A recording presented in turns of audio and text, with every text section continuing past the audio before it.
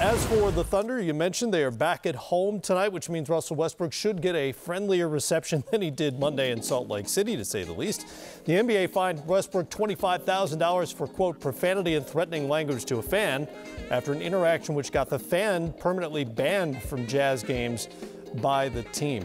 What should be the aftermath of this for the league, for all teams around the NBA, not just the Jazz and OKC, and for players as well, when you think about these kinds of interactions with fans, whether it's in Salt Lake City, where, frankly, fans have a reputation for getting personal and nasty, not all, but some, and lots of other places around the league. Yeah, you're totally right, man. You start off right, and I can attest to that. The Utah Jazz fans has been notoriously, extremely edgy. I can say that. And what Russell Westbrook was fined for, and yes, I think he should have been fined because what was caught on, on tape. But when you have two teammates that come out and back you and say they heard you, and others say they heard the fan, which is just despicable, I think the league is going to have to look at it. And I think they're just not just in Utah, across the board, because we're starting to get these interactions, even with Russ with the kid.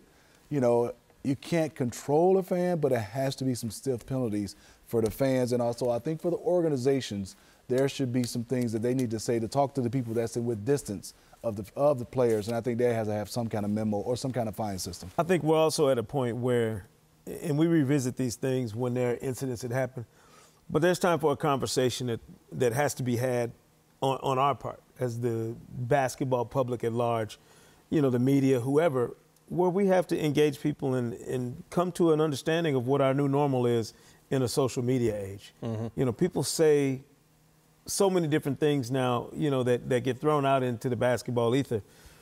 And, they were able to go back and immediately track some of the comments that the fan had made on social media, which gave a whole new light to what was going on in that arena the other night. You can say one thing in the heat of the moment. You can say something else in the lead up. If it's premeditated and there's a pattern of abuse or, something that's out of line or overstepping lines, then, yeah, we need to have a bigger conversation about the relationship that we have in the league, where the interaction and the connection between the fans and the players is as intimate as it is in any sport. There's no equipment interrupting that connection. You can see faces and very respond. Little physical space between fans and players. If you're in the first 8 rows in any of these arenas, you can literally reach out and touch a player at some point. So that has to be a part of a much larger conversation, I think, where we all get back to a very specific, normal space in terms of how we interact with each other. I've been in arenas for 2 decades where all manner of things have been said. And I've seen guys ignore it, not pay any attention to it. I've been in the buildings, the Palace, during the brawl, where you don't ignore it and it escalates into something that nobody can stop. So you have to be very careful about where we are right now at this crossroads in terms of the conversation that's going to be had about this. And to your point, Matt, I know when it starts to change, when the players, when fans will start having seats, when you're right next, there's a fan I could do like this, sitting on a bench, and there's nothing wrong with that. Right. But it is when you start talking about how close, like you said, there's no equipment, there's no bleachers, there's no stands where somebody has to jump over. You right there and you can touch out. And vice versa. The fan can do it and the player can do it. That's Absolutely. how close it is. There's no justification for what the fan is alleged to have said to Russell Westbrook.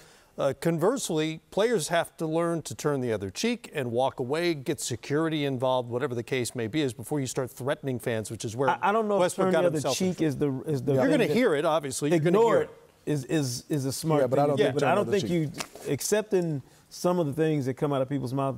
If there's a proper protocol for how you handle it, if you go to security, point it out, which is what there were other videos where I saw Russ discussing with security in that arena. Hey, this guy said this. I just want you to, there's a way to do it and a protocol for it. What you can't do is lose sight of those things in the heat of the moment when you hear something you don't like. That's where you got to be careful. Right. Because, there are cameras everywhere now in these buildings. Everywhere. And there were fans reacting on social media, talking about what they heard, sitting up behind the fan who said, his version of what went down. There's just too much gray area for the league and for teams in these buildings and everybody not to want to engage in some sort of solution. This is something that I wouldn't be surprised to see talked about during the summer at the next Board of Governors, Absolutely. something where you can address it as a league and as a body and come up with a policy that works for everybody. And by the way, to be clear, your home fans are going to get on opposing players, right? That's part of the deal. You Never pay your gonna change. ticket, you're going to boo, you're going to jeer, whatever. This is unacceptable. And this That represents language is unacceptable. a tiny percentage of NBA fans who go to games. Most people who go to games aren't saying these types of things to fans in the first place. And what ultimately we don't want to lose is that intimacy that Sekou described, because that's one of the great things about an NBA game is you can be close to the floor. You can see what these athletes can do up close in person. And folks who've never been to an NBA game go, oh my God, they're huge. And they can all run the floor and they can jump, and it's crazy. And Matt, I'll take it even another step and just away from the Russell incident, the safety. I mean, there's times where I've seen older, people sitting in the front row, kids and you look at some of the players run and dive for a basketball and land on one of those kids or any human being with that force. I think that's also, I mean, it's scary sometimes. I know when I sit down there now and I go, whoa, trying to protect my son when I saw somebody coming. Right. Myself, I'm old enough where it doesn't matter. I can get hurt. But sometimes you look at the way they're coming. I mean, if you see Shaq diving for a ball. Joel Embiid today? Woo, that's tough. Yeah.